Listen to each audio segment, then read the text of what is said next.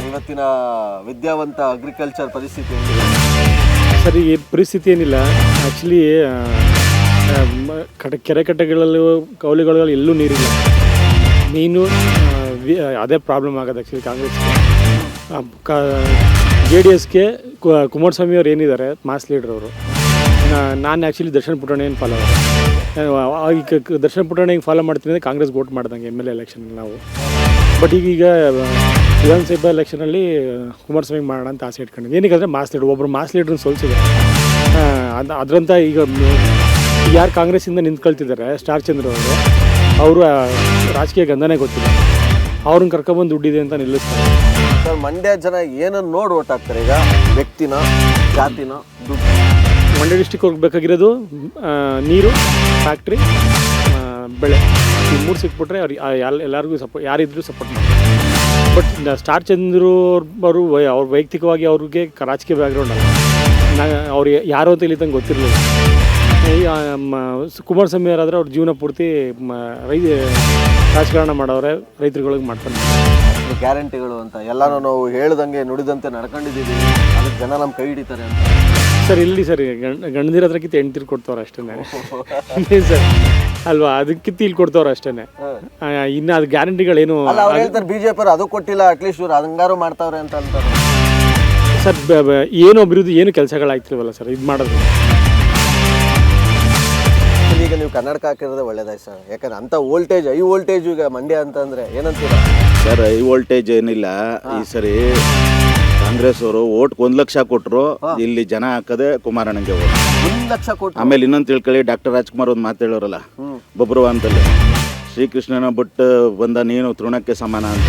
ಹಂಗೆ ಅಯೋಧ್ಯೆ ಶ್ರೀರಾಮಚಂದ್ರನ್ನ ಹುಟ್ಟಿ ಏನು ಇಡೀ ದೇಶದಲ್ಲಿ ಲೋಕಸಭಾ ಚುನಾವಣೆ ಎದುರಿಸ್ತೈತಲ್ಲ ಕಾಂಗ್ರೆಸ್ಸು, ಅದು ಇವತ್ತು ತೃಣಕ್ಕೆ ಸಮಾನ. ಶ್ರೀರಾಮಚಂದ್ರನ ಆಶೀರ್ವಾದ ಇಲ್ಲದೆ ಲೋಕಸಭಾ ಚುನಾವಣೆ ಎದುರಿಸ್ತಾ ಇರೋ ಕಾಂಗ್ರೆಸ್ ಇವತ್ತು ತೃಣಕ್ಕೆ ಸಮಾನ. ಬಟ್ ನಾವು 5 ಗ್ಯಾರಂಟಿ ತಗೊಬಂದಿದ್ದೀವಿ ಅಂತಾರೆ ಅವರು. ಗ್ಯಾರಂಟಿ ಎಲ್ಲ ಬೋರೆಂಟಿ ಆಗೈತೆ.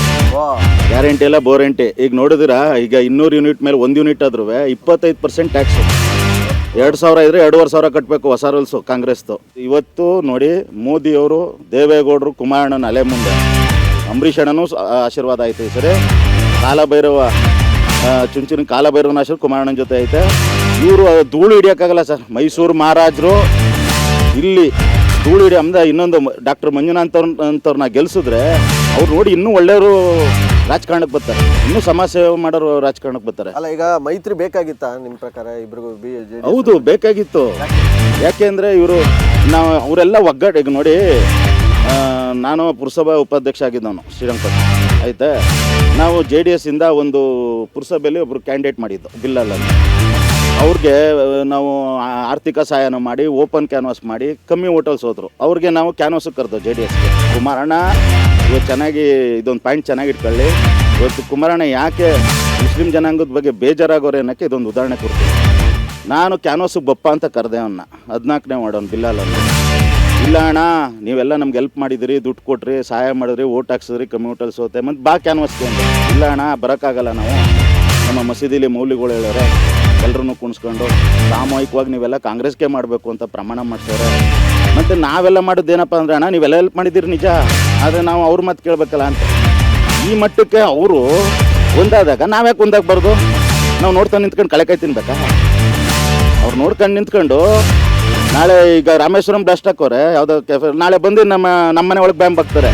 ಅಲ್ಲಿವರೆಗೂ ಈಗಲಾರು ಎಚ್ಚೆತ್ಕೊಳ್ಳಿ ಅಂತ ನಾನು ಸುವರ್ಣ ನ್ಯೂಸ್ ಮೂಲಕ ಕೇಳ್ಬೇಕು.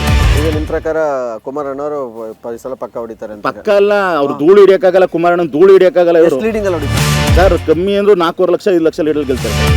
ಇವತ್ತು ಜನರೇ ರೊಚ್ಗೆದ್ದವ್ರೆ, ಮಂಡ್ಯ ಜನನೇ ರೊಚ್ಗೆದ್ದವ್ರೆ. ಬರೀ ಕುಮಾರಣ್ಣನಲ್ಲೇ ತಡ್ಕೊಳ್ಳೋದೇ ಕಷ್ಟ. ಇನ್ನು ಮೋದಿಜಿಯಲ್ಲೇ, ದೇವೇಗೌಡರಲ್ಲೇ, ಅಂಬರೀಷ್ ಅಣ್ಣಂದು ಆಶೀರ್ವಾದ ಈ ಸರಿ ಐತೆ. ಎಲ್ಲರೂ ಅವರೇ. ಅವ್ರಿಗೆ ಕುಮಾರಣ್ಣಂಬಲ್ಲಿ ಟಿಕೆಟ್ ಸಿಕ್ಕಿದ್ರೆ ಏನಾಗ್ತಿತ್ತು? ಇಲ್ಲ, ಆಯ್ತಲ್ಲ, ಕಷ್ಟ ಆಗೋದು. ಸ್ಟಾರ್ಟಿಂಗ್ ಏನೋ CS ಪುಟ್ಟರಾಜ್ ಅವ್ರ ಹೆಸರು ಬಂತು, ನಿಖಿಲ್ ಅವ್ರ ಹೆಸರು ಬಂತು. ಕುಮಾರಣ್ಣಂಗೆ ಕೊಟ್ಟಿರೋದು ಯಾಕೆ ಮಂಡ್ಯದಲ್ಲಿ? ಏನಿಲ್ಲ, ಪುಟ್ಟರಾಯಣ ಕೊಟ್ಟರು ಗೆಲ್ಲೋರು, ಕುಮಾರಣ್ಣನ ಗೆಲ್ತಾರೆ. ಏನು ಅಭಿವೃದ್ಧಿ ಆಗಿದೆ ಅಂತೀರಾ ಮಂಡ್ಯದಲ್ಲೆಲ್ಲ? ಕಡೆ ವಿಧಾನಸೌಧ ಇವೆಲ್ಲ ಆಗಿರೋದೆಲ್ಲ ಕುಮಾರಣ್ಣನೇ ಮಾಡಿರೋದು. ನಮ್ಮ ಶ್ರೀರಂಗಪಟ್ಟಣದ್ದು ಮುಖ್ಯಮಂತ್ರಿ ಆಗಿದ್ದಾಗೆಲ್ಲ ನಮ್ಮ ಶ್ರೀರಂಗಪಟ್ಟಣ ಡೆವಲಪ್ ಆಗಿರೋದೇ ಕುಮಾರಣ್ಣ. ಕಾಂಗ್ರೆಸ್ನವ್ರು ಏನು ಮಾಡಿದ್ದಾರೆ ಸರ್?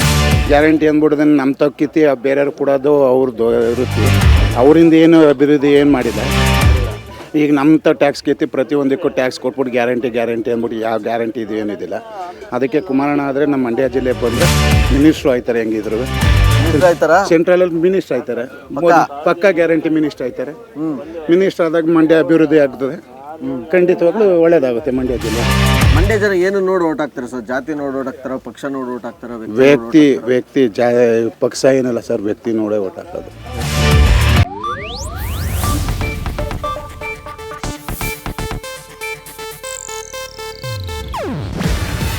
ಇದು ಏಷ್ಯಾನೆಟ್ ನ್ಯೂಸ್ ನೆಟ್ವರ್ಕ್ ಪ್ರಸ್ತುತಿ.